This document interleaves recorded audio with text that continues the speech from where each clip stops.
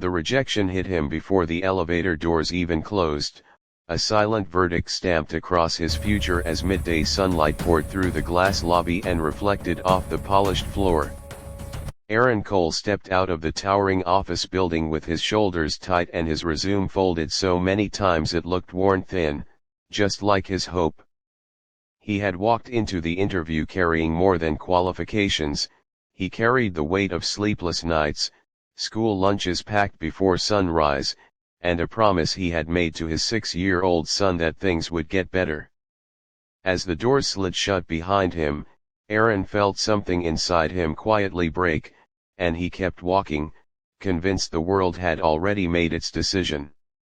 Before the story goes any further, if you believe in kindness, second chances, and the quiet strength of people who refuse to give up, please take a moment to like this video, comment, share it with someone who needs hope, and subscribe to the channel One Heart Stories. Your support keeps stories like this alive. Aaron had prepared for weeks for that interview at Halverson Dynamics, a technology firm known across the city and far beyond. He had studied late into the night after putting his son to bed, memorizing case studies while the small apartment hummed with the sound of an old refrigerator. He wore his best suit, carefully pressed, though the cuffs showed signs of age. During the interview, he spoke honestly about his experience, his gaps in employment that came from raising a child alone after loss, and his hunger to work hard. But honesty, he realized, did not always sound impressive in rooms where perfection was expected. When the polite smiles came and the meeting ended sooner than he hoped, he already knew the answer. Outside, the city moved on without him. Cars passed, people laughed into their phones, and the day shone bright and uncaring. Aaron sat briefly on a stone bench beneath a young tree, rubbing his temples as he imagined his son Noah waiting for him after school, believing his father was about to win a small victory. The thought stung more than the rejection itself.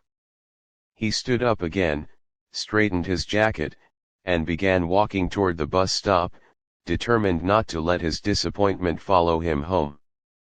What Aaron did not know was that on the top floor of the building, Billionaire CEO Marcus Halverson stood silently by a wide window, watching the street below.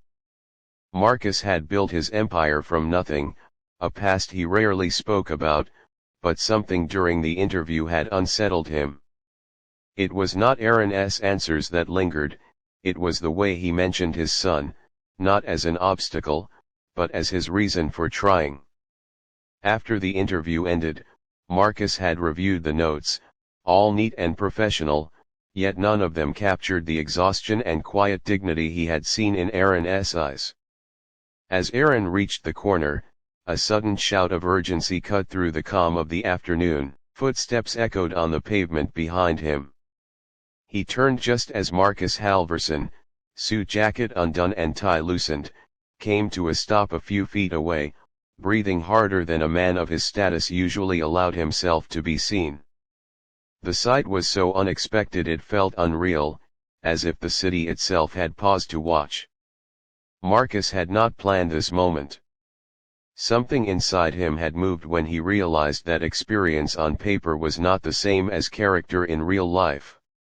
He had remembered his own childhood, his own father failing interview after interview, returning home with the same quiet look Aaron wore now.